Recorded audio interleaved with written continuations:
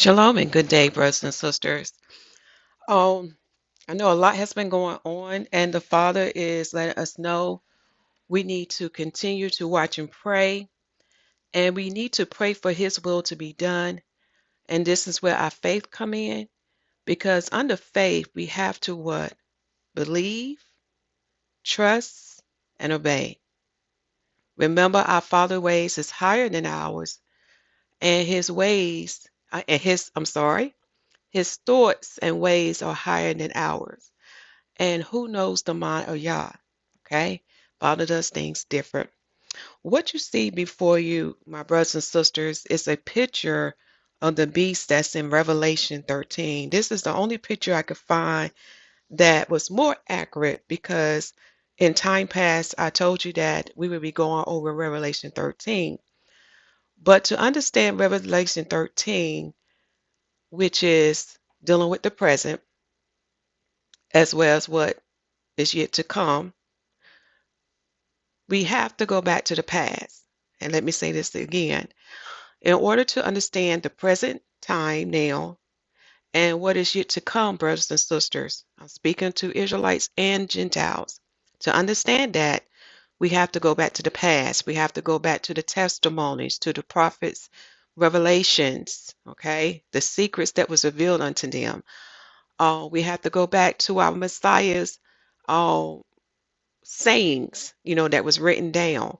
So in other words, we got to come in the whole volume of the book and the other books that was taken out of the King James 611 Bible. We have to go back to understand Revelation 13.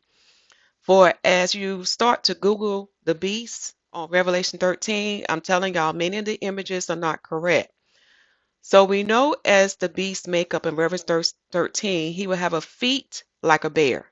Very important. A feet like a bear. And his body would be like a leopard. All right. And his mouth would be like a lion. Very important for us to know. And he would have 10 horns upon his head. And he would have, he would have 7 horns upon. Let me make sure I'm saying this right. Let me look at my notes because I do get a little mixed up. But I do know it's supposed to be, yes, he's supposed to have 7 heads and 10 horns, okay, upon his head. Sorry, y'all. I got to correct myself again. The beast will have 7 heads, right? And upon his heads, he will have a total of 10 horns, okay? And upon the horns, he will have 10 crowns, okay? This is the only one that I could find. Now, where I got this image from was from the Jehovah Witness website, giving them credit to them, and you'll see more information about their website when I give credit in the notes. Okay, this is where I get this picture from. Okay, so to understand the beast that was given unto John, who is an apostle, who is a saint as well, for he is of the most holies, he is one of the saints. He has graduated. Okay, to understand this image, we have to go back to the prophets like Daniel, Ezra, which is including the Apocrypha, as well as the other prophets, because all of them have a piece to the puzzle. Okay? And you'll see what I mean as we begin. First thing first, let me get this out the way for I may be sharing some copyright materials with you. For the title of this word today is Revelation chapter 13, Beasts. Beasts with an S. Part 1. The fourth beast makeup of Daniel chapter 7. Now, the reason why I put this above it is to remind me because the Father's letting me know about the number 4. Again, I begin seeing a lot of 4s. And 4 represent what? Judgment. It also lined up to Pentecost known as Shavuot, which is the wheat harvest, for the Father changed it from the 3rd month to the 4th month because it represents what the Messiah said. Okay? Remember, wheat harvest only come in 4 months. All right? And 4 represent what? In the calendar, the great door, the fourth door. And we know who that great door, who is the left, the door of the sheep, and that is Yahusha HaMashiach, for he shall bring his father judgment upon the earth. Okay? First come the Son, then come the Father, for the Son has prepared the way for the Father. All right? 4 also lined up with Jubilees. Okay? Again, you want to check out the playlist on the mystery of Shavuot. And there's a playlist giving you understanding about the number 3 and the number 4 and why the Father changed it. Okay? Very important to know. This is why we have 4 beasts. Okay? Or 4 kingdoms that King Nebuchadnezzar saw. And we need to understand each kingdom to understand what is happening now and what is yet to come. For as the prophet or the king Solomon said, there's nothing new beneath the sun. History repeats itself. So again, we have to go back to what Genesis, Bereshit. Okay. So let me get this part out the way. But we have a right to exercise the fair use notice in order to share copyright materials. For this is for educational purposes only. It is to edify the bride of the Messiah. And the bride of the Messiah is made up of Israelites and Gentiles, males and females, circumcised and uncircumcised, and bond and free, etc. Also, the bride of Messiah is made up of the 144,000. They are the saints. That's your first wave load in the Pentecost harvest known as Shavuot. Your first wave load, for they are the first fruits of Yahuwah. Okay. Your second wave load is made up of the kingdom of Israel, which is the house of Israel and the house of Judah, Yahudah. Okay, that is your second wave load. They too are the first fruits of Yahuwah, fulfilling the prophecy that is written in Romans chapter 11 and what is written by the prophet Ezekiel, Jeremiah, and by the apostle Paul in the book of Hebrews chapter 8. Okay. So now let's get this out the way. The next thing the Father wants me to give you is the date to let you know where we're at. So this is a part you want to write down, brothers and sisters. So listen up. We are in the second week from creation. For the first week of Yah was dealing with him what? Creating. And then he rested on the seventh day. So that week has passed now. Now we are in the second week of Yah. And the second week of Yah starts from day 8 and it ends on day 14. Far as the date of where we are at in the second week of Yah, we are in day 13. For day 13, when we converted to creation time, starts in the 12,000 first year, ending in the 13,000 year. When we convert that to Adam's day, we are in day 8 of Adam. 8 represent what? A new beginning. Hallelujah. Like I said, we see a lot of connection with numbers. When we convert day Adam to Adam's time or the Hebrew time, okay? The Hebrew time starts from for day 8, 7,000 first year to the 8,000 year. Okay? Now, far as Enoch's 10-week prophecy, we are in week 7. And when I convert week 7 date, it starts from the 6,500 year, ending in the 7,409.99.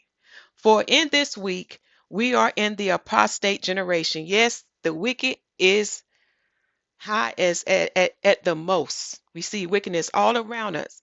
But also to the ending of this week, the Father has selected his elect and he has given them sevenfold instruction regarding his creation. And I'm one of them that can witness that. I'm beginning to understand a lot of things. He's opened up my mind, y'all, giving me understanding of his creations, okay, of the things that he created.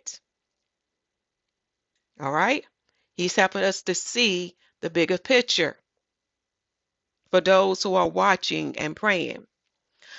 In this time period, to confirm what the prophet Enoch is saying, we are in the Romans kingdom.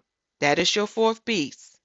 And in the Romans kingdom, they had labeled this time period that we are in, they label as the common era, which means a year in our time, which fulfilled the prophecy in Romans chapter 11, verse 25, and Luke chapter 21, verse 24. We are in the times of the Gentiles now.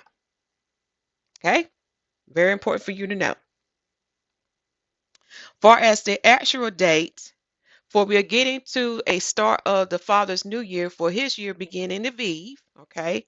So we're waiting for that to come. So at this time, for the year of 2024 AD to 2025 AD, we are in the 7,492nd year. When we get to the Father New Year, which is 2025 AD to 2020, sorry, to 2026 AD, it would be 7,493 years, meaning that we only got 7 years left. 7 years left. Right now, we are in the 8th year as far as counting down.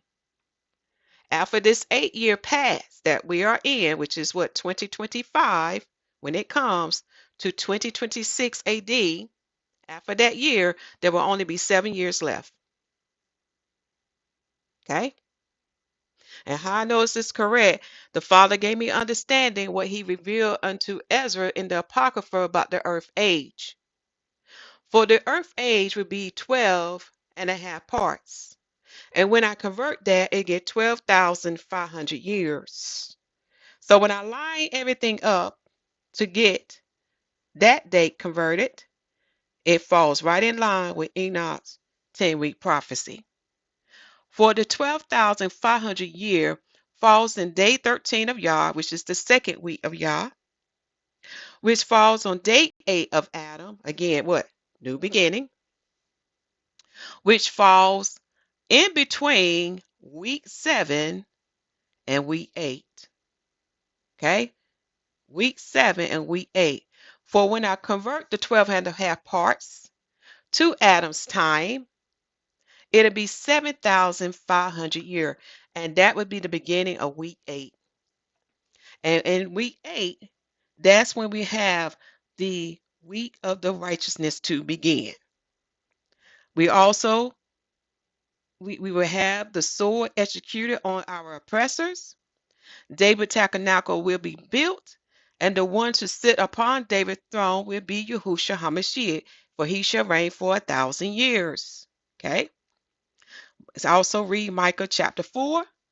For all mankind will come and seek out Mount Zion. All right? So this is how I know after the new year passed, which is 2025 to 2026, we only got 7 years left. And how I know this is so, it lines up to the prophecy of the Gentiles. The Father only gave them 2 days of his times, which is 2,000 years, which starts from 32 AD, from the crucifixion and the resurrection of our blessed Messiah, to 2032 AD. Time is winding down. All right, now that you have that date, let us move on.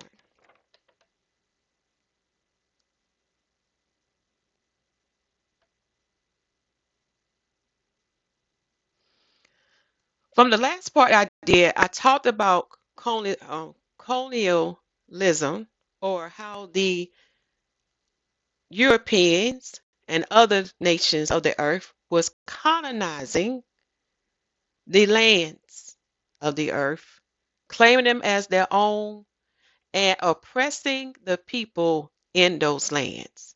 Okay, especially the children of Israel. All right. And I do want to read this unto you because I think I left it out from that video. I can't remember the name of that video, but it was probably done in a live video. So check that out. But we need to understand another definition or another time period that the Gentile label. For they labeled that time period as the new imperialism era, and that was a period of rapid expansion of empires in the late 19th and early 20th centuries.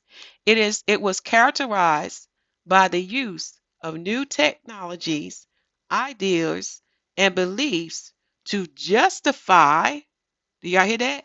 To justify the constructions of empires.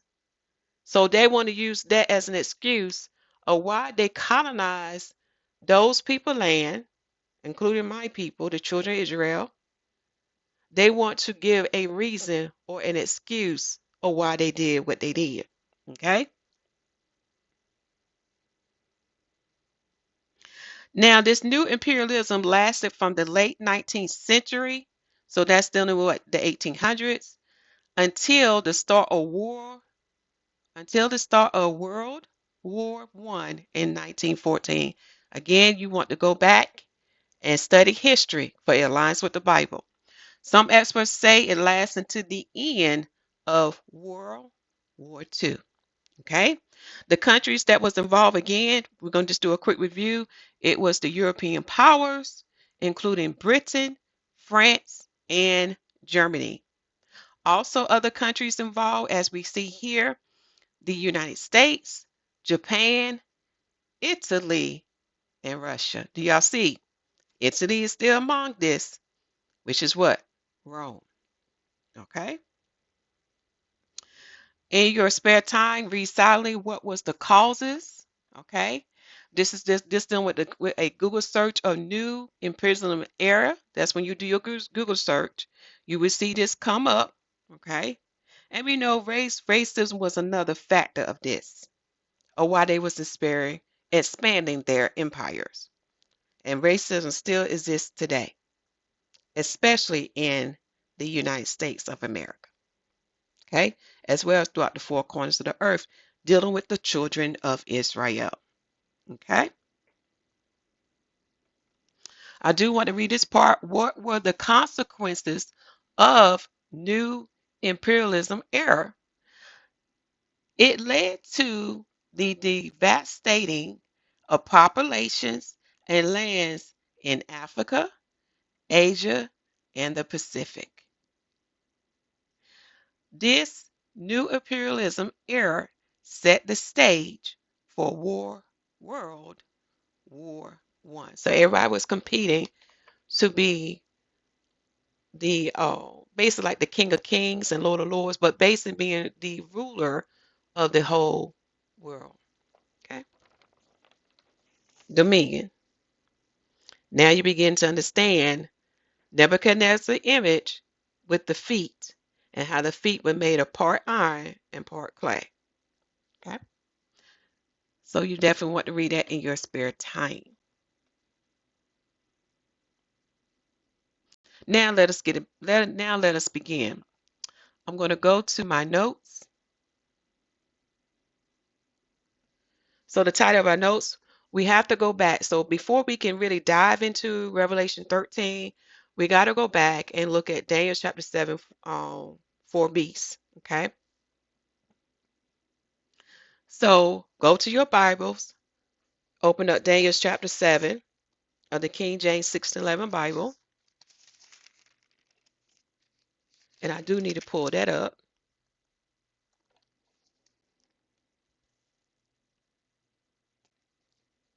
for you so we can at least read the chapter summary.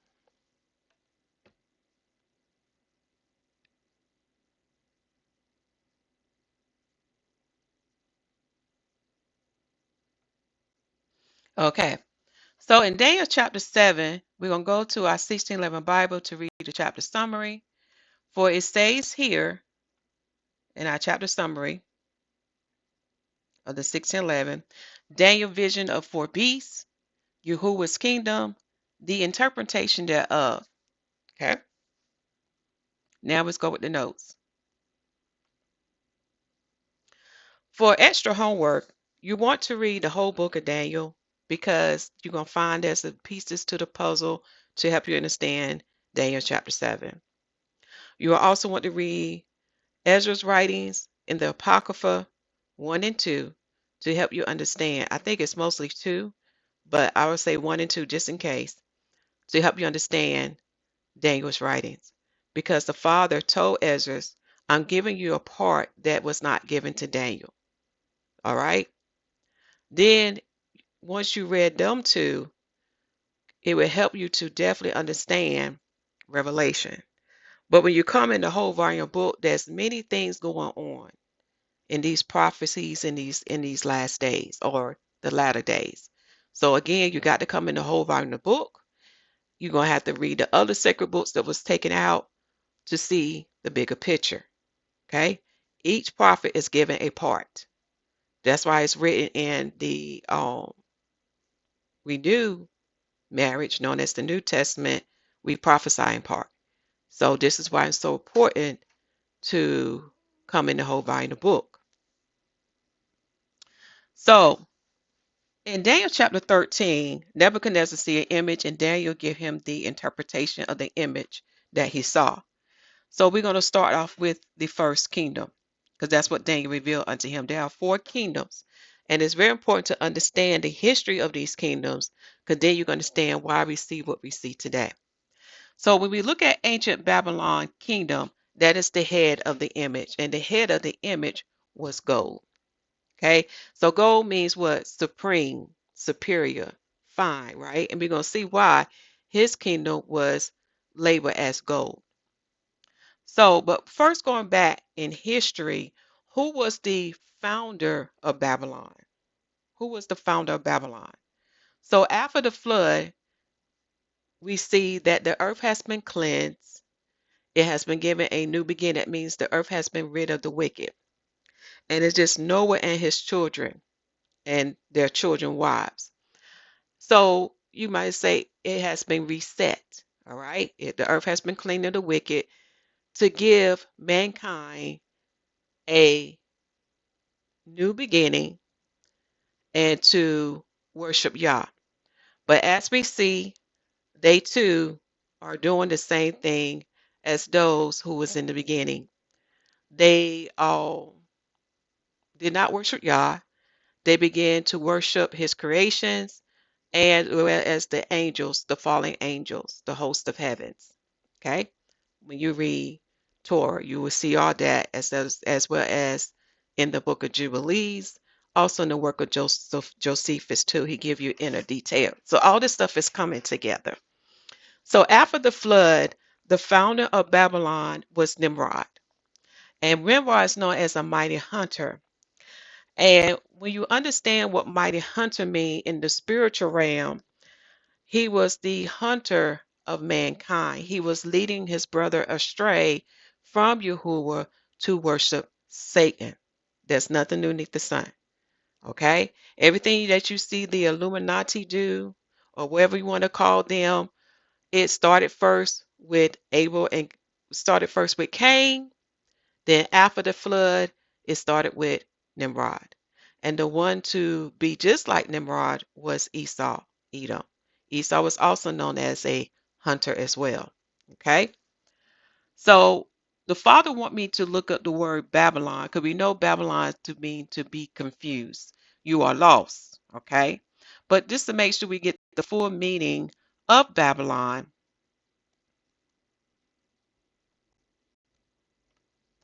let's see what our strong concordance say.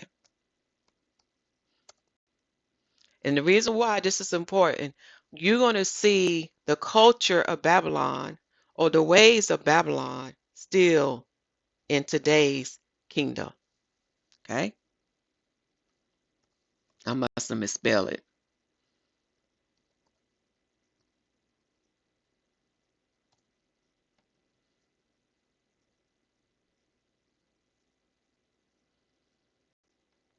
Okay?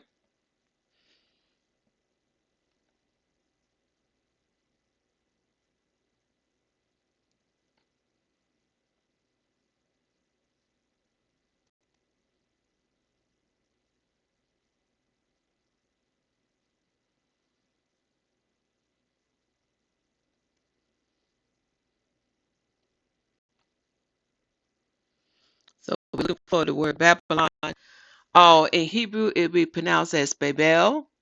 Don't that sound like something? So that reminds you of the tower they was building in the days of Nimrod kingdom. Okay, and that was the place where the Father confused their language, so they could not be one. And one means not to work in what unison, not to work together. Okay, and the Father was doing that to help to delay things. Okay, so they, in other words, so it won't be like the same in the first beginning. Okay, so Babel, we can see the word Babylon is used 257 times for those who have a copy of your King James Bible. Um, Babylonian is used 3 times, and Babel is used 2 times.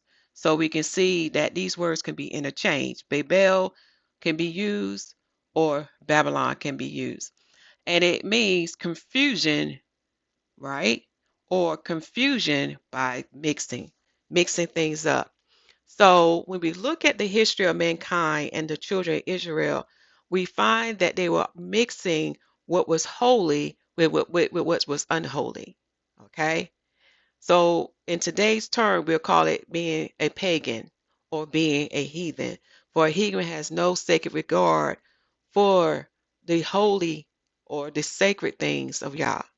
A heathen has no regard for the sacred things of Yah.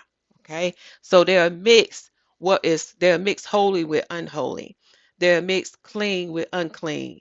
So it would be a defilement or an abomination unto Yahuwah. When we look at the outline of biblical usage, we also see under this category that Babel or Babylon, the ancient site or a capital of Babylonia, modern Hilla, situate on the Euphrates River. Okay. Under the strong definition, it means confusion. Babel, which is referencing to Babylon, including Babylonia and the Babylonian Empire. So the Babylonian Empire can be labeled as Babel or Babylon. Okay. Again, it means confusion or confusion by mixing. All right. And we see that. And that confusion by mixing will lead you to idolatry and adultery against the Most High. And we saw that evident with the children of Israel. Okay. You can take your time to pause your screen for your Brown Driver Briggs lexicon. Like I say, you want to go and review this. All right.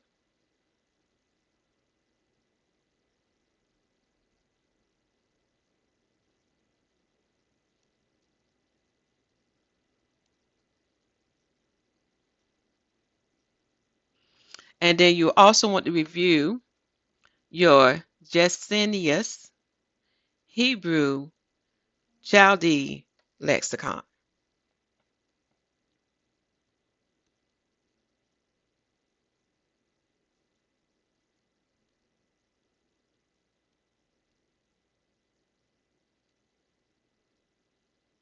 I'm just seeing if I need to read, say anything now of this.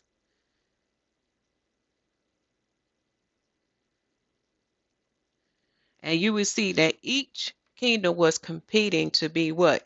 King of kings and Lord of lords. Now you begin to understand why that title is going to be transferred to Yahusha HaMashiach. Okay?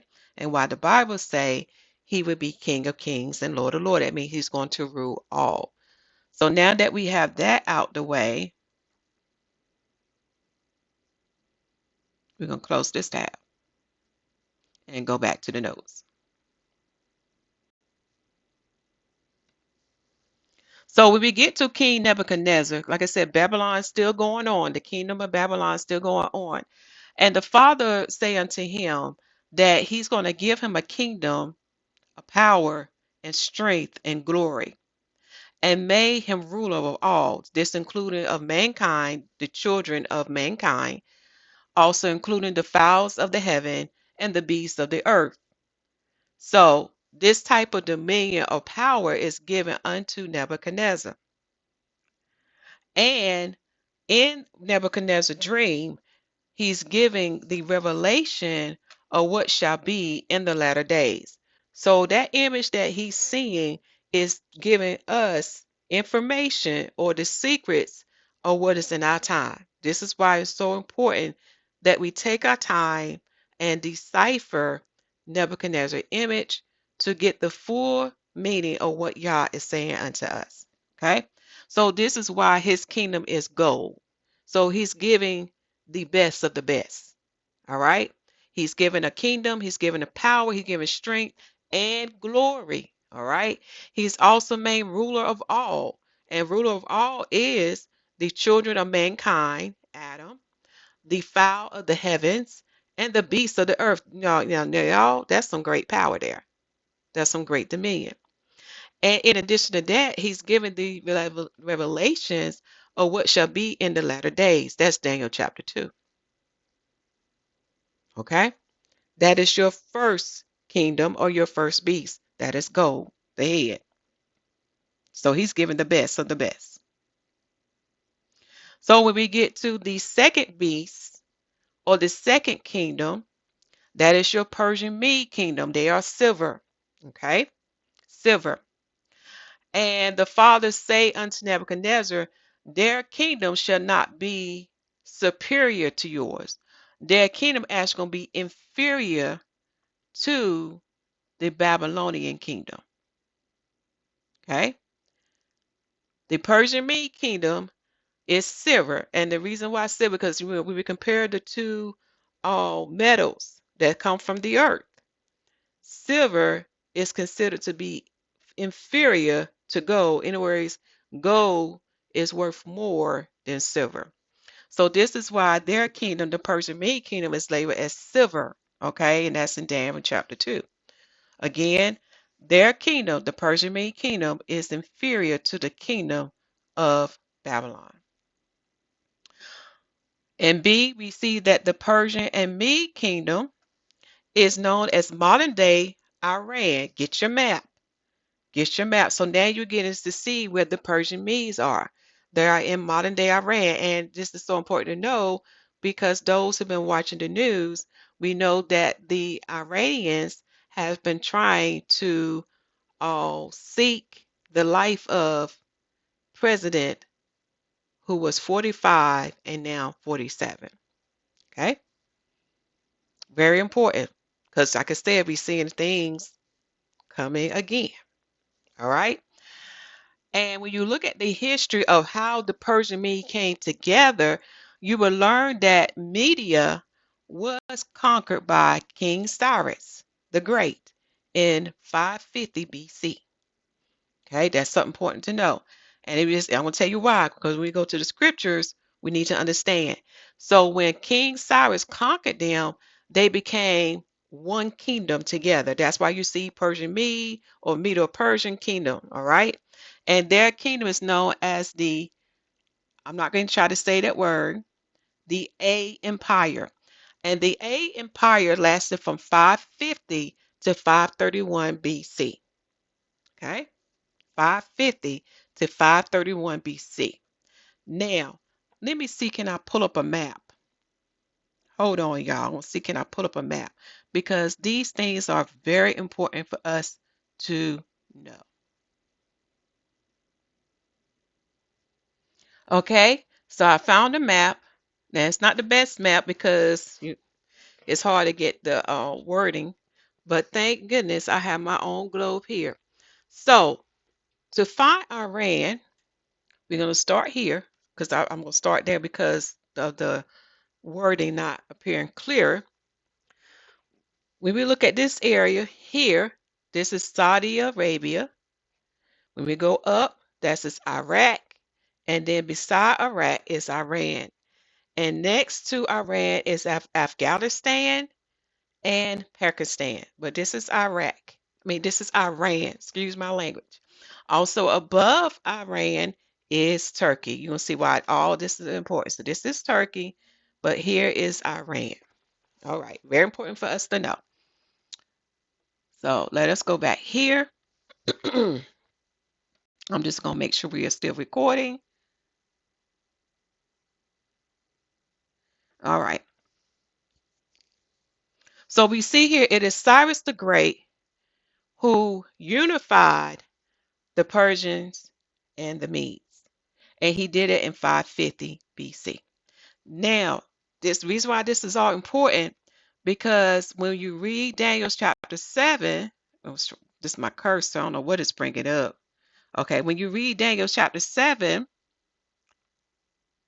it described the Persian Mede as the bear with 3 ribs in his mouth. All right, so let us go to that verse, and you'll see why this is so important for those who have the 1611.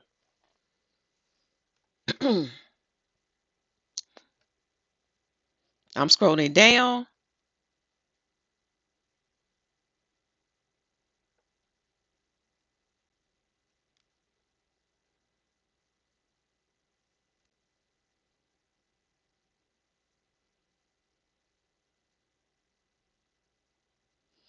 All right. So verse 5 says this, and behold, another beast, a second like to a bear, and it raised up itself on one side, and it had 3 ribs in the mouth of it, between the teeth of it. And they said thus unto it, arise, devour much flesh. Now, this is a part you're going to have to break down. You have to ask yourself, what does it mean that the bear raised itself, raised up itself on one side? For those who have a 1611, there is a footnote giving us more understanding.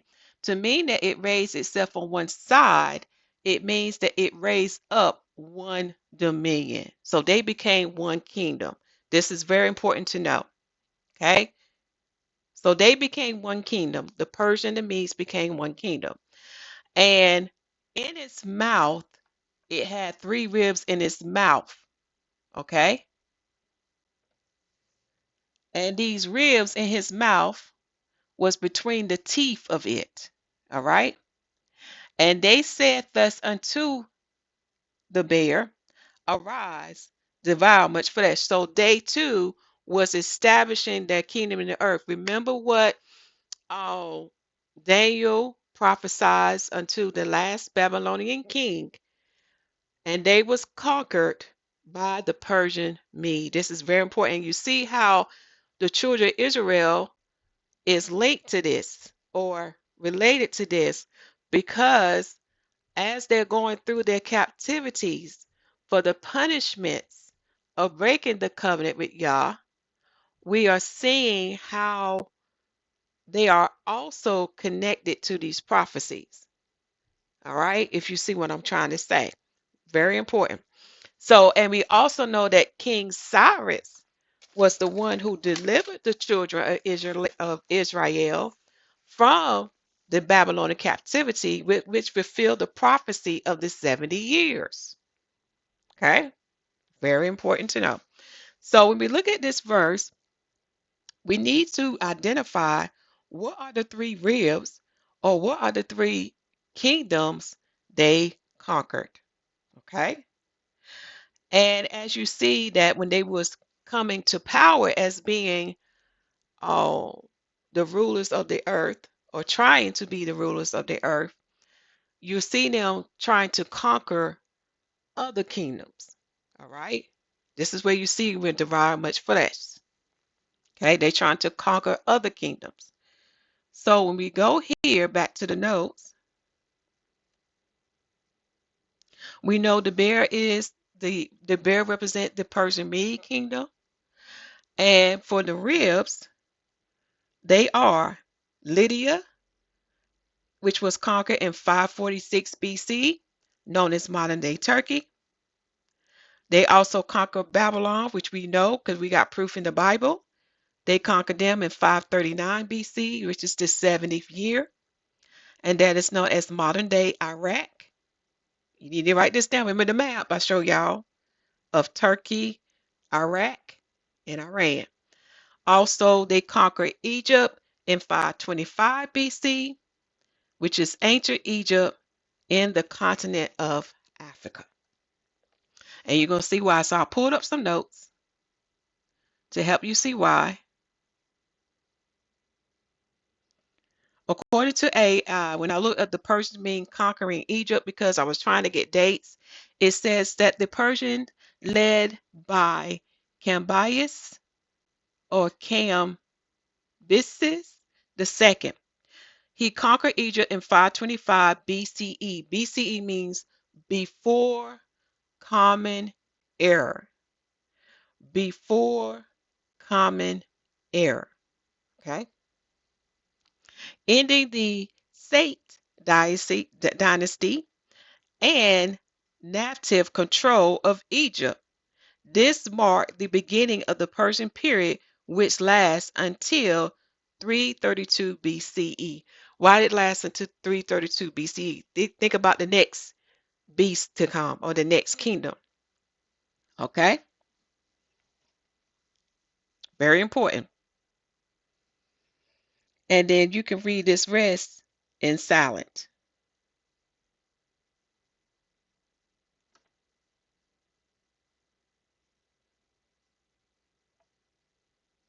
So they give you an answer for why their rulership ended in Egypt. For 332 BCE, Egypt was handed over to Alexander the Great. Okay. Far as the Persian rule, it ended in 402 BCE. Okay.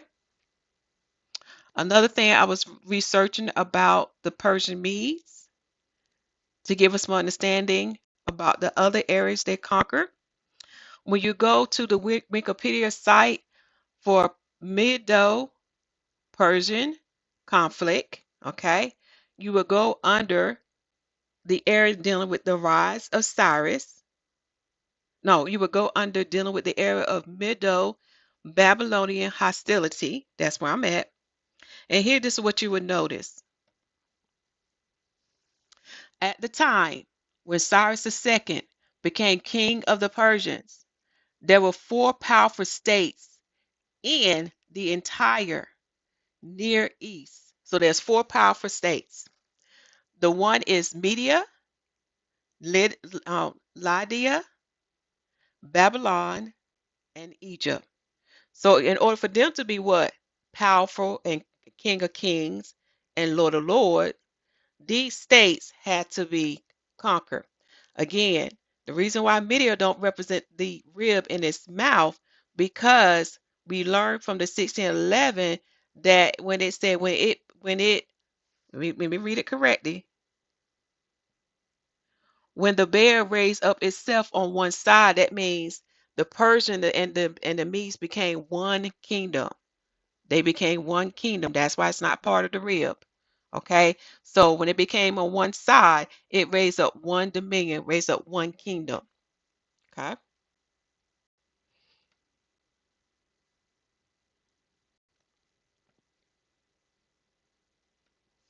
Media and Babylon was initially allies. Do y'all hear that?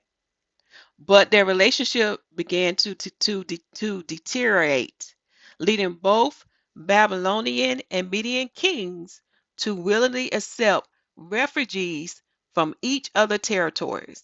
And I'm going to pause there.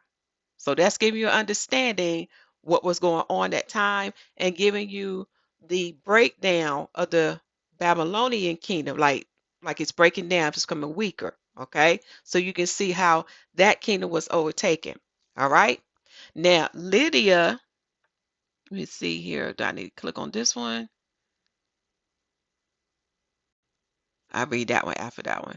With Lydia, this is dealing with Turkey. Okay, and it makes sense because it's near Iran. So Lydia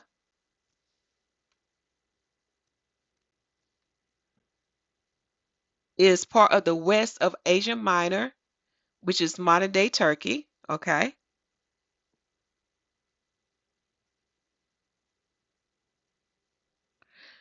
And the Persian Mede Kingdom is known as, make sure,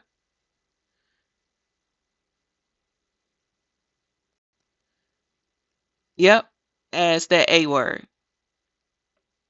I have to make sure I say that correctly.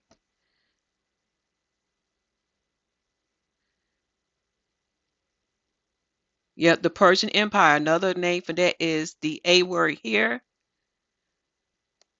So I'm going to copy that so we can put it in our notes if I don't have it.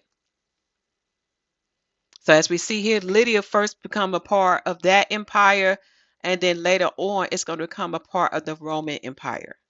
Okay, that's all dealing with Turkey.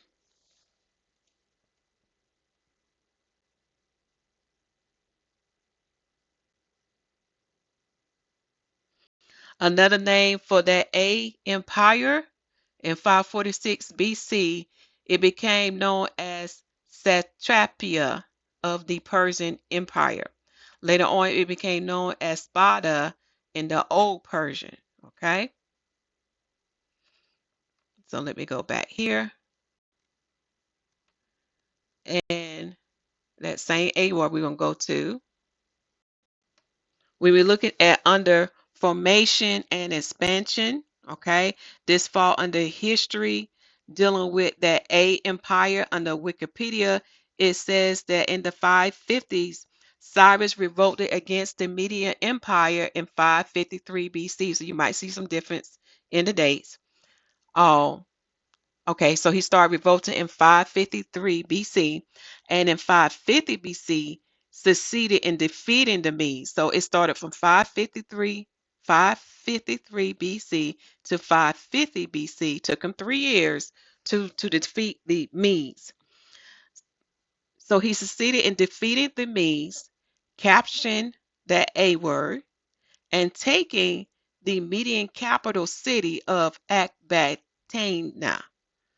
Once in control of Ecbatana, Cyrus styled himself as the successor to A and assumed control of the entire empire. Okay, by inheriting the A empire, he also inherited the territorial conflicts the Mede had with both Lydia and the Neo Babylonian Empire. Neo dealing with Nebuchadnezzar and his fellow kings. Let's see, Neo-Babylonian Empire or the Second Babylonian Empire, historically known as Chaldean Empire, was the last polity ruled by monarchs native to Mesopotamia until Phasol II in the 20th century, beginning with the coronation of Nabopolassar, that's Nebuchadnezzar, I believe that his father, yeah, as the king of Babylon in 626 BC. Okay. So it's dealing with that particular set of kings.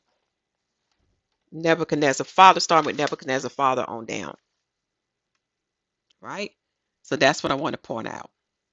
So these two articles will confirm. Oh, I probably need to go. Yeah, will confirm. Not those just two articles. I mean, these three sites, the Google search dealing with Egypt,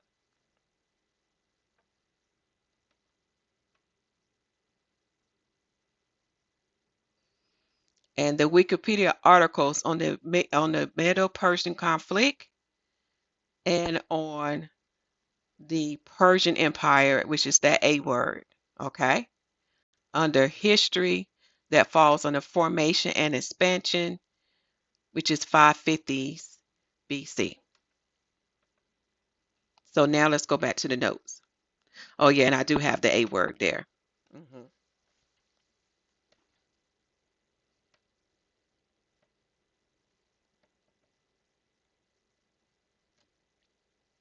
So let's now look at D. D is dealing with Daniel chapter 8, describing the Persian Mean Kingdom. They're also described as a ram with two horns. For the lower horn is Media, and the higher horn is Persia. Okay, because they came up later. All right. Remember what Daniel chapter 7 said, until they came what? On one side or one dominion. Okay. And the higher horn is dealing with King Cyrus, because they're going to be higher. They're going to reign over Media. Dealing with the ram represents the Persian kingdom, also known as that A word. I'm going to try to pronounce it. A Chadmenide Empire. So this is your silver kingdom, your second beast, or the second kingdom of Nebuchadnezzar's image. Okay.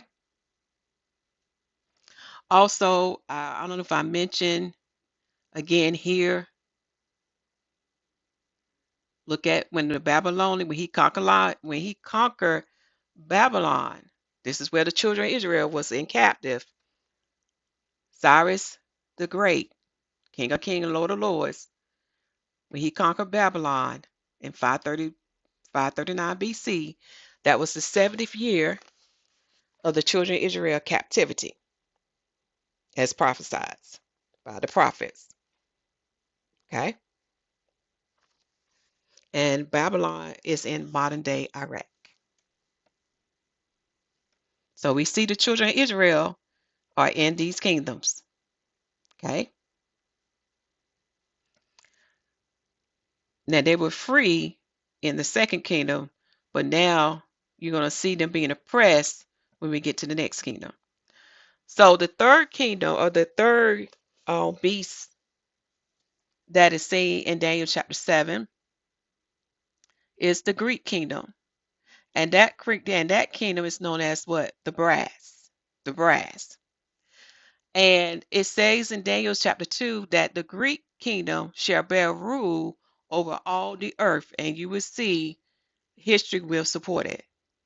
So they are a kingdom that bear rule over all the earth.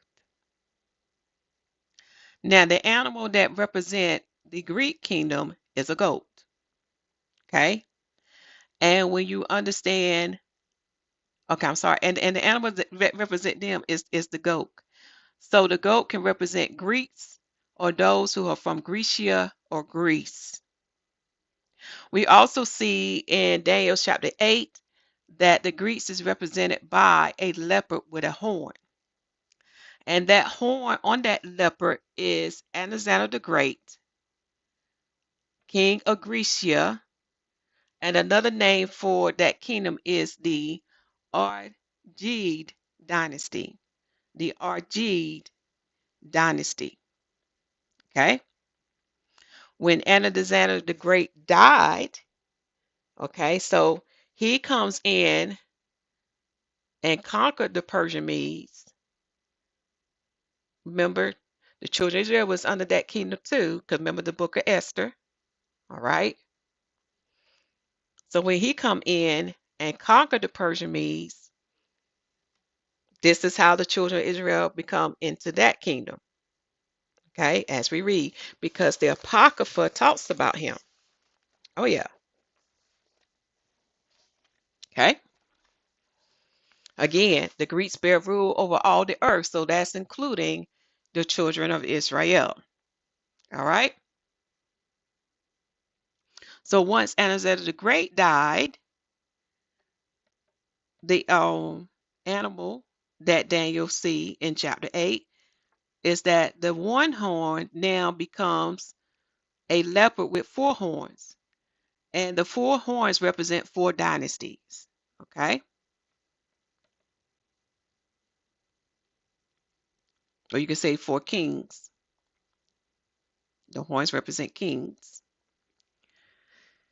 So the four horns are, or the four dynasties are the Potomac dynasty, and they was ruling what? Egypt. Then you have the Seleucid dynasty. They was ruling Asia or Syria. Then you had the Attalid dynasty. They was ruling Pergamon or Asia Minor, and we know Asia Minor or Pergamon is dealing with modern day Turkey. And then we have the Antigonide dynasty. That's dealing with Macedonia, also known as Grecia, which is modern day Greece. Okay, so it's split into four. Now, as time go on, you're going to see other Greek empires. Okay, so we're going to go to the next beast because right now we're just dealing with what was told in 7 and 8 for right now. Okay, so in Romans, so the next kingdom or the fourth beast, and this is the kingdom that we're in now. Very important. Remember, Nebuchadnezzar saw the latter days. Saw the latter days. So go to Daniel chapter 7. There's a verse that we're going to read in Daniel chapter 7.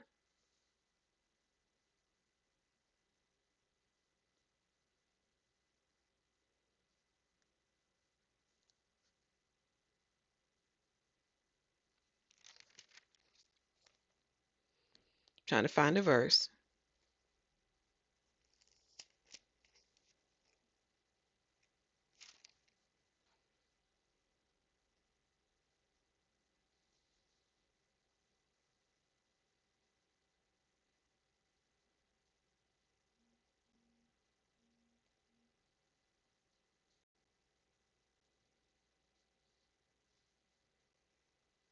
Let me see where I'm at.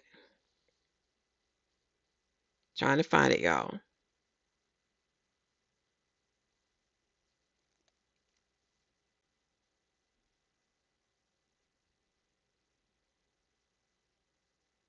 It's probably in Daniel chapter 2. Let me go to Daniel chapter 2.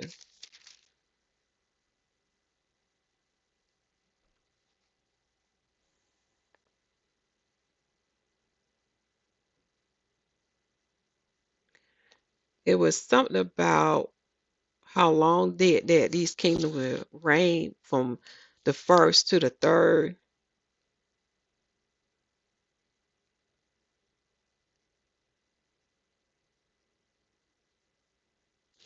Yeah, it has to be in Daniel chapter 7.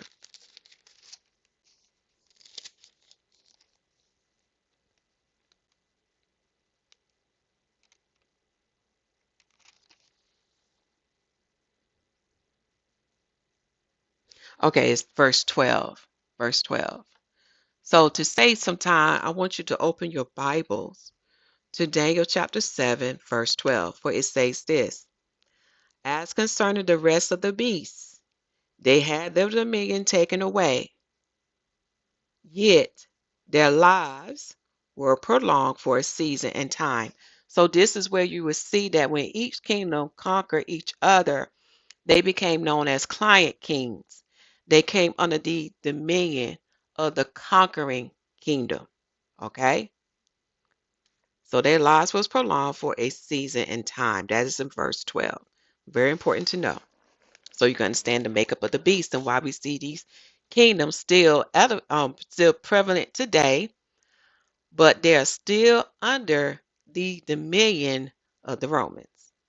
Understand? Okay. That's Romans chapter 7, verse 12. So when we get to the fourth, then this is dealing with what? With judgment. And the Father won't bring this out. This is dealing with the iron furnace of Egypt as well. The iron furnace of Egypt as well. Because Rome, which is the fourth beast, has consumed the kingdoms of the earth, as well as follow the ways of the ancient kingdoms, starting with ancient Babylon for the days of Nimrod on down. Okay? Because this is why we are seeing these things still prevalent today in this fourth beast kingdom known as Rome. And when we get to 4, and that's what the Father reminded me of my dream of 21. 21 represent perfection, being upright. And in order to be perfected, you're going to have to get edified. You're going to have to get pruned to produce more fruits. And the fruits that I'm talking about are the 9 fruits of the Holy Spirit. So this is why this kingdom is associated to Egypt, because it is the house of bondage. All right. This kingdom is the house of bondage as well. And in this house of bondage, we are in the furnace of Egypt. And with fire, if you know anything about fire, fire is to make anew, fire is to purge out the sins, transgression, things that make you impure, things that make you dirty or defiled before the Most High. Though this is why we are going through the trials and tribulation. Okay? Listen up, saints. 144 and children of Israel. This is why we're going through what we're going through. The Father is perfecting us. Okay? And and just like he put the sign upon the prophets and prophetess, I am his prophetess. So the things that you see me going through, that's about to happen upon the earth now. Okay? And when you go through these things, either you can become righteous or either you become more wicked. Okay. So when we look at the fourth beast, which is the fourth kingdom, that fourth kingdom is the Roman kingdom or Rome's kingdom. And that kingdom is represented by iron. Very important to know. For iron is tough. It's a tough metal. It comes from the earth. And the reason why Rome kingdom is so tough, he has Satan backing him. Okay? So we are now dealing with what? With high powers and principalities. Okay? So now we are in the iron furnace of Egypt. And what Daniel revealed unto us about this kingdom was that this kingdom is strong as iron. So in other words, it cannot be defeated by our hands. I'm telling you, Adam, mankind, you cannot defeat this kingdom by your hands. There's only one person who can defeat this kingdom, and that is Yahusha HaMashiach, for he would carry the rod of iron, and he would come with the hosts of heaven and the 144 to bring down this kingdom. Now, some characteristics of this kingdom is that it's dreadful, it's terrible, and it's strong exceedingly. So it's very, very strong. You cannot bring this kingdom down, brothers and sisters. And it has great iron teeth. So whatever kingdom it conquered, it's going to consume it. It's going to devour it, and it's going to break it in pieces. It's no joke. And it's going to stamp or stomp the residue with his feet. So that residue going to be what? Under his feet. So they're going to be subjected to the Roman kingdom. Okay. Also, the Roman kingdom is diverse. That means it's different from all the other kingdoms or beasts that is before it. So it's very different in how it is structured, how it's set up, how it is put together. Okay. He also going to say that the beast has 10 horns. All right. And when you study history, I'm going to have to go down to D. Not only does the beast has 10 horns, it has nails of brass. Nails of brass. This is very important. For the nails of brass represents who? What do we know about what kingdom is represented by brass? The Greeks. The Greeks. So when Rome was first coming to power by being what? King of kings and Lord of lords, he consumed all of the other kingdoms on the earth, even the Greek empire that's represented by brass. And when he consumed these kingdoms became subjected to Rome. So their kings became kind kings, and they had to pay a tribute to Rome or taxes to Rome.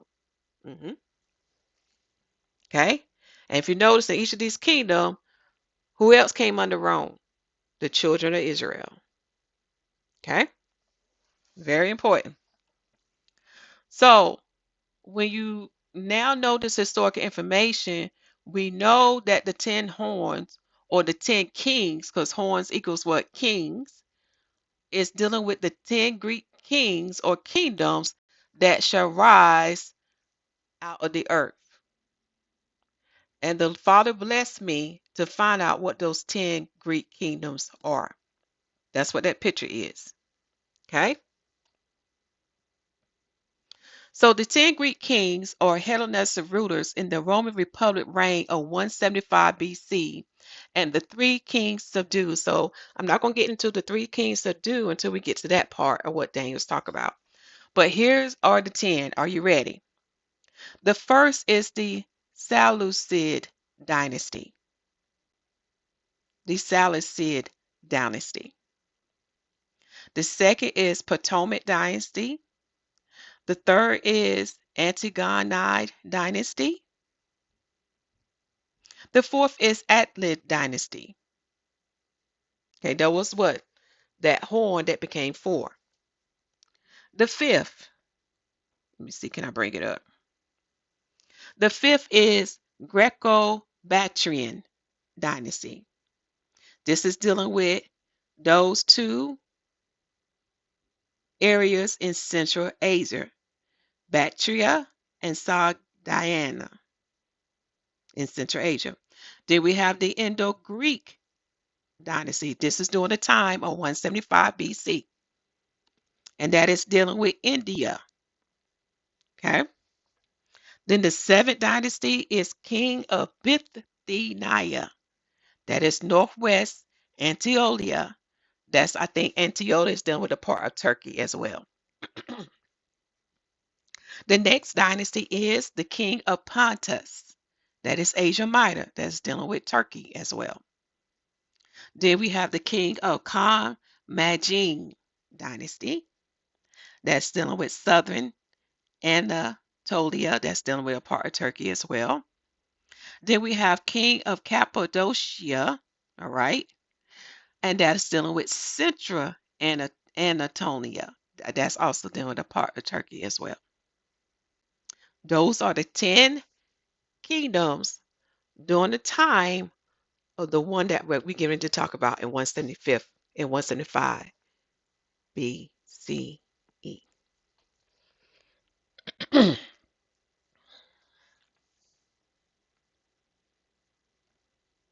Okay.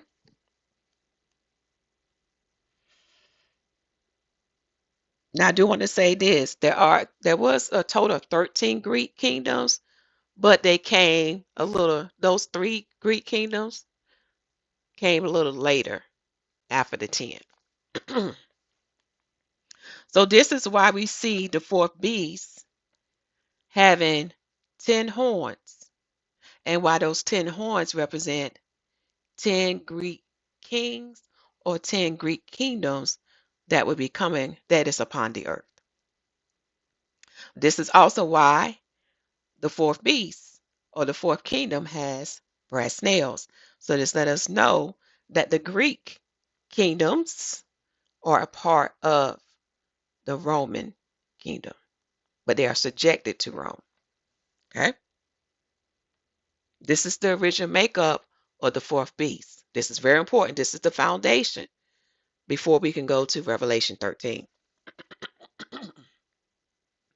So the fourth beast shall devour the whole earth. So it's letting us know it's going to rule the whole earth, and it's going to tread it down and break it in pieces. So it's going to conquer the whole earth. And then Daniel let us know upon this beast another little horn which shall pluck up three of the first horns by their roots that was before it, means that he shall subdue three kings. So another little horn gonna rise up. Okay. And so now I'll give you the characteristics about this little horn that is going to subdue three kings, pluck them up. Okay. This little horn has eyes of a man and a mouth speaking great things, which are what? Blasphemies. So he's speaking these great things or these blasphemies against the Most High. So when we see a characteristics of a man upon this horn, it's letting us know it is a man. It is a male of Adam that's going to rise himself up. That's why he's known as what? The little horn. Okay. Now he's going to look more stout than his fellow king rulers. And I was supposed to look that word up in the Strong Concordance. Hold on. Let me pull that up.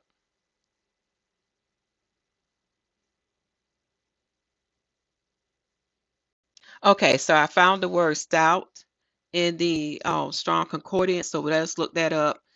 So I do want to say this again. When this little horn raised up, as he is raising up, he's going to pluck out by the root 3 horns that is before him. So he's going to pluck out 3 kings.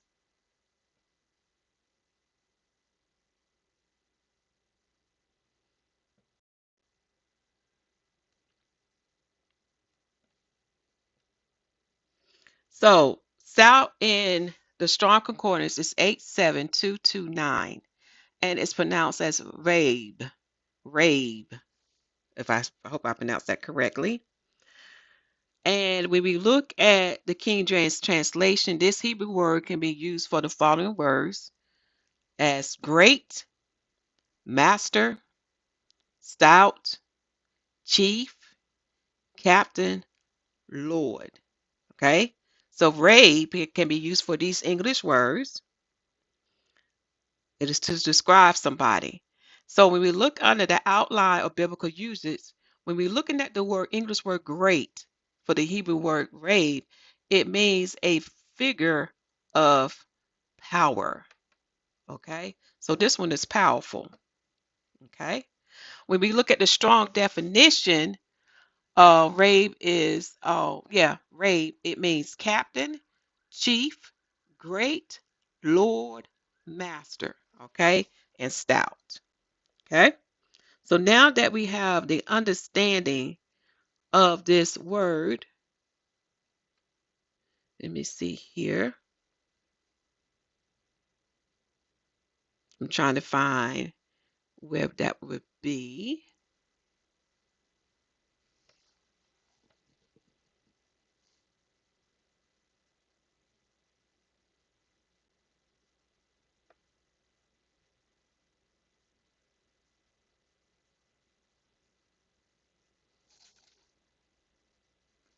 As far as this word, particular word for stout.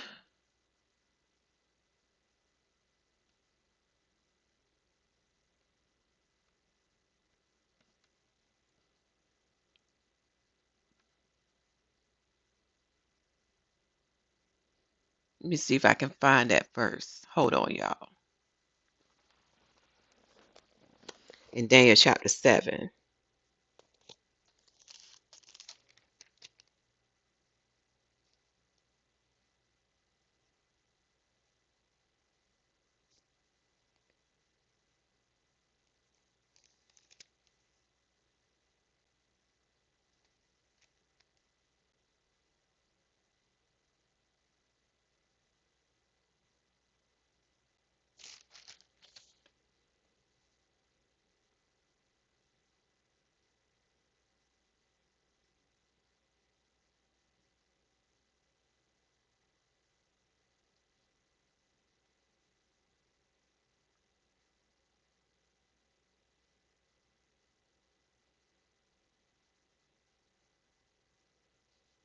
Trying to find it is one of the things where I know it.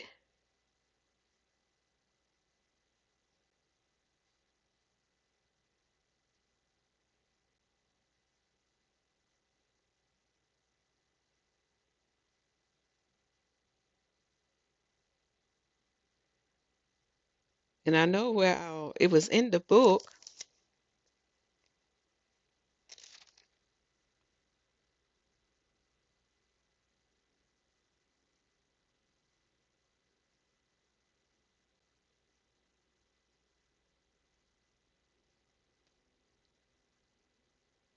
Hold on, let me see where we have this word at.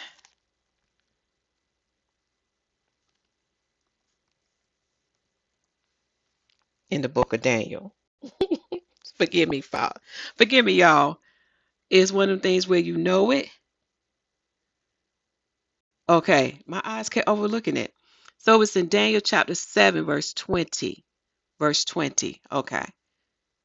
Who looked more stout than his fellow kings or the fellow kings before him.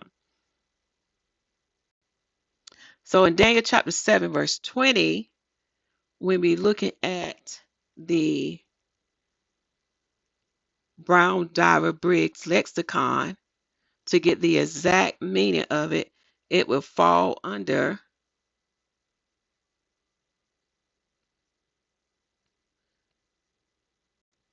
we do it number one, being great, literary of image. So appearing great, okay, as his looks, he was appearing great. And then let me see if it's in this one. No, okay. So I want to make sure I got the right interpretation for that particular verse. So when we're looking at the Brown Diver Briggs lexicon on the biblical Aramaic, okay, you would see Daniel chapter 7, verse 20 falls under number one, okay, right here. And for him, so he was great in his image. So he was powerful. He was no joke to mess with. Okay. Great in his stature. All right. Now when we go to the Jacenius Hebrew Chaldee Lexicon.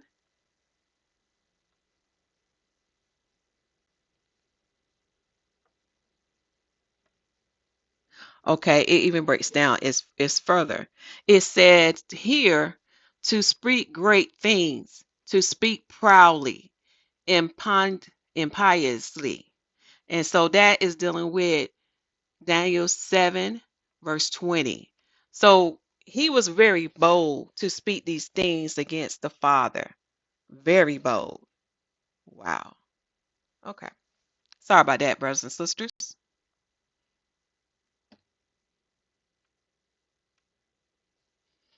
So the meaning that he looked more stout than his fellow king rulers, not only in his looks, okay, he put great in his look, but he spoke very boldly, proudly. And we know what pride believes. There is what? Pride before demise, before destruction, before your fall. And he raises to reign after the 10 kings. Okay, so the 10 kings are already established in their rule. So he comes up a little later. And when he comes up, it's in 175 BC. 175 BC.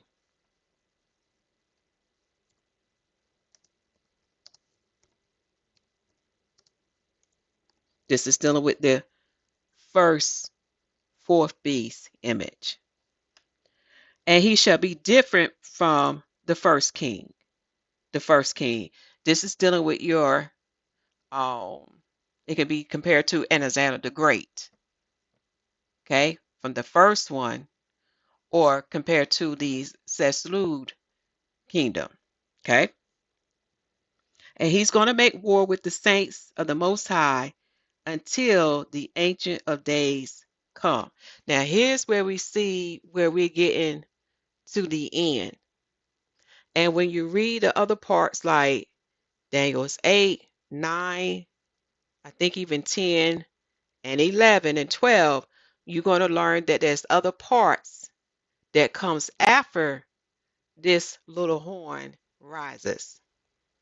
Okay, so what we read in Daniel 7 is a summary. It is a summary. I got the proof to show what I'm saying. And you can find that in 1 John chapter 2. Okay, and not only he's going to make war, so think about what happened in the original one. He's going to make war with the saints of the Most High until the Ancient of Days come. When the Ancient of Days come, he's going to bring the final judgment. And for those who have their 1611 Bible, in the notes on the side dealing with verse 10, when it says that when he brings judgment and the books were open, it is referencing to Revelation chapter 22, verse 12.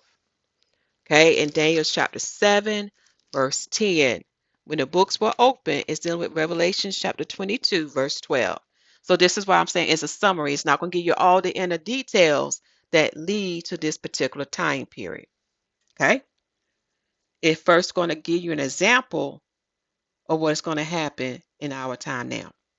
Also, this little horn is going to think to change times and laws. As we see, the world did not follow the Father's calendar that is in Genesis chapter 1, verse 14.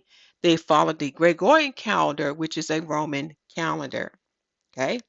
Far as changing times, we see they have daylight savings time. Again, that's not of Yah. That should not be, because you're not going to see what the prophet Enoch is talking about, the correct time when it occurs, when daylight is longer than night and night longer than daylight. For when the correct time, when you have daylight longer than night, it will, daylight will end at the 8 p.m. hour, not the 9 p.m. hour. Okay? So you will have 14 hours of daylight. 14 hours of daylight. Okay? If I do my math correctly, if you know the 8 p.m. hour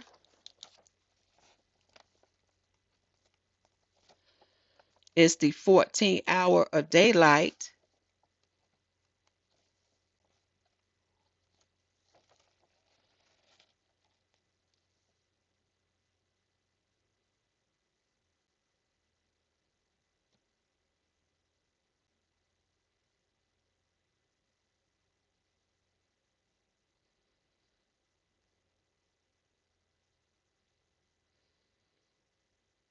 okay, that's what I'm thinking.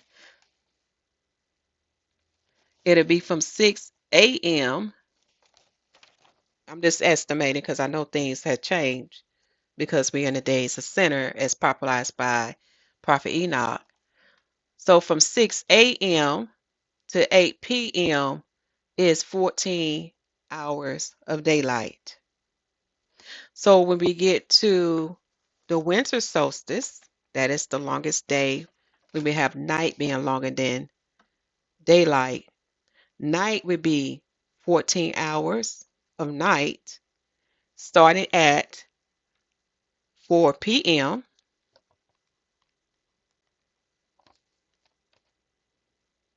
to 6 a.m. in the morning. This is night. But you're not going to see that because they do this daylight saving hours. Okay. Also, this little horn, which represent the Antichrist that the world known as. We say anti-Messiah because we know this is the one that's going to go against the covenant. Okay? The covenant of Yah. So, this little horn, as we go on to read about him, they who are the saints shall be given into his hand. What the hand mean? Power, right? So when we go to this Hebrew letter chart,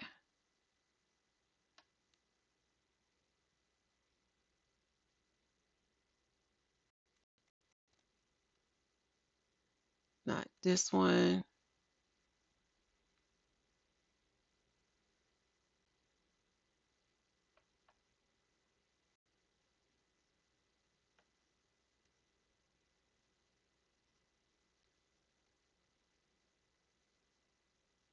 And while I'm scrolling here,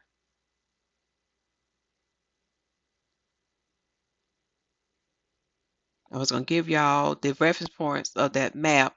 The reference point of that map comes from the Bing.com search, and it's dealing with map of the world, and it's dealing with the site of HDRSC3. So take this time to pause the screen for that. But I'm trying to find my Hebrew letter chart.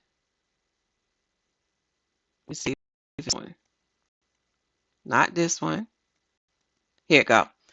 So the saints are given into the hand of the Antichrist that the world is known today. And when we know anything about hand, it is represented by the Hebrew letter Yah, and it means, and I'm sorry, and the Hebrew letter Yah that's found in Psalms 119 represents the number 10, which we know means what? Completion. And when it's translated into the English letter, it's translated as the letter Y. Now, Yod means a hand that is closed or closing upon. Okay? So it means like it has some power. Okay? Power. This is why you see our people raise our fist up. But anyway, it also okay. So Yod means a hand. It also means a hand that is closed or a hand that is closing upon. All right.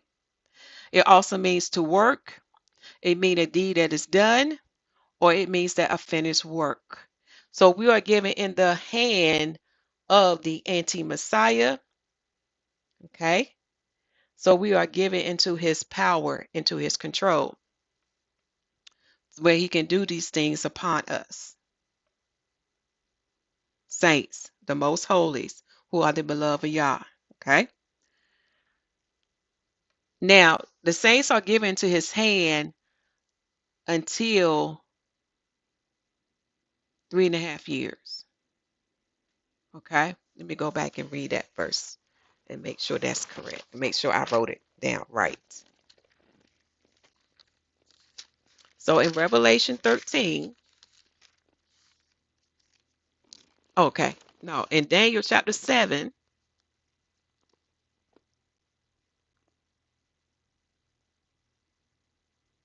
yeah, they are given to his hand until a time and times and dividing of times. So they are given to his hands for 3.5 years. For 3.5 years. That's dealing with Revelation 12, verse 14. Now, dealing with the saints to take away his dominion in the time of Yah judgment, to consume, to destroy its dominion. I mean, to destroy it or to destroy its dominion unto the end. So after the 3.5 years, then the saints were given the power and control to take down the beast. Also, under the heavens, his kingdom, the Antichrist kingdom, shall be given to the people of the saints of the Most High, which is an everlasting and undestroyable kingdom that shall not pass away. And all dominions, meaning all rulers, shall serve and obey the Son of Adam, who is Yahusha HaMashiach. Okay. Now we're going to do a part 2. There is some things I want to clear up. Oh, yeah, there is some added things I need to give y'all dealing with Antiochus the IV Epiphanes that we're going to review in part 2 because he set the first Antichrist. This is why you see in the book of Daniel, it starts with him and then it goes straight into the eternity. But what the prophet or what the apostle told unto us in the book of John, 1 John chapter 2, this is very important. This is how I know I have the proof. There are many antichrists that had to come after Antiochus IV Epiphanes. Antony the Fourth Epiphanes is the first one who is the little horn who speak great abominations and blasphemies against the Most High, who is Yahuwah, the God of Abraham, Isaac, and Jacob. And this is the soundproof that I have.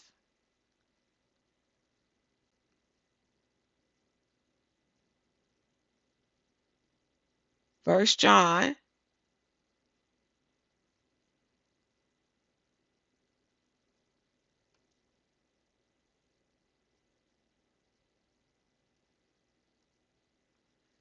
and we're going to chapter 2.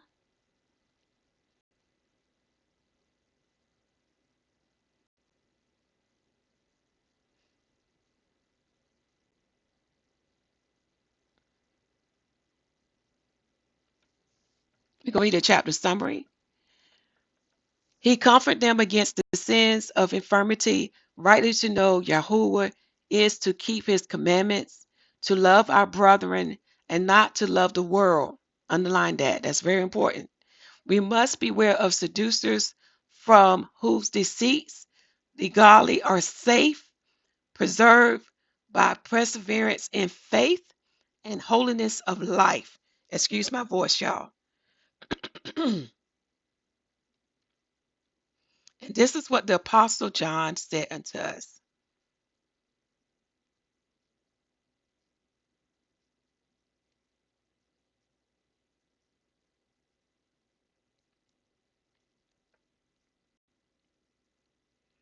And this is the verse. The Apostle John said to us the following: Little children, it is the last time. And so he's going to expound what it means. It is the last time. And as ye have heard that Antichrist shall come, even now are there many Antichrists, whereby we know that it is the last time. So what he's talking about, that's the last one to come. That's what the book of Thessalonians are talking about. The one that we're waiting to be revealed, who is the son of perdition. So the first Antichrist of anti-Messiah to come upon the scene is Antiochus IV Epiphanes. And when you Google Antiochus IV Epiphanes,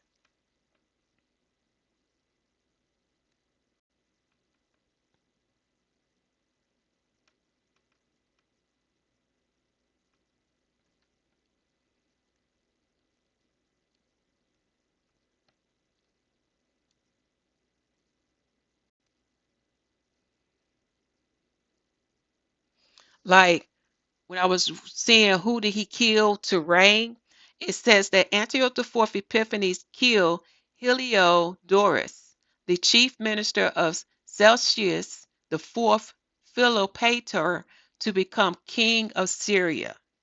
Okay, that's one of the people he killed to take rulership.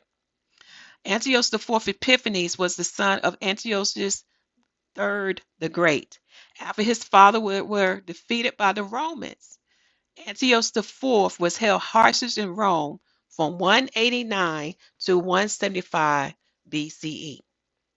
So when he come out of Rome, it is still 175 BCE, and that's when he takes over his father's kingdom, meaning that he was not in line to rule. He took it over. When he was released, he returned to Syria to overthrow Heliodorus, who had murdered his brother Celsius IV. Antiochus IV's action excluded two rightful heirs to the throne, Demetrius, the son of Seleucus IV, and the infant son of Seleucus. In part two, we're going to talk a little bit more about that. Okay. It said Antiochus IV Epiphanes is known for his brutal treatment of the Jews, the children of Israel. He enforced a policy of Hellenization in Palestine. So he forced a policy of Hellenization in Jerusalem, in Israel, in the land of Judea, okay, in the land of Israel, which included forbidding the opposite, which included forbidding the observance of the Sabbath and traditional sacrifices.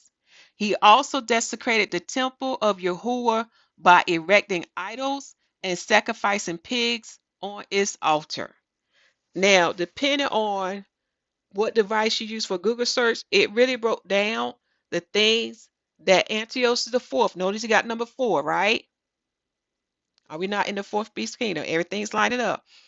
Notice that he prevents the children of Israel from keeping the covenant that our father established with them, meaning that they would have to disobey Yahuwah and break his commandments, his laws, his statutes, and judgment. And they would have to convert to being Greek, Hellenizers, Grecians. They would have to take on the ways of the Greek. And you know, for those who study Torah, that was a no-no. Okay? So I want to say this again. He enforced the policy of Hellenization upon the children of Israel. And that also includes forbidding them from keeping the Sabbath and these traditional sacrifices. He also desecrated what that means. He defiled the house of Yahuwah. He defiled the temple of Yahuwah by erecting idols and sacrificing pigs on his altar. So here we're going to pause there. This is the first of the Antichrist, and many will come after this one. So the key is this Antichrist is what speaking abominations, speaking great things, and we shall continue this lesson in part 2. I thank you for bearing with me as I was getting through it, brothers and sisters. I do apologize for times where I had to pause, but now we're getting a great understanding about the kingdom that we're in now and what is yet to come. Okay?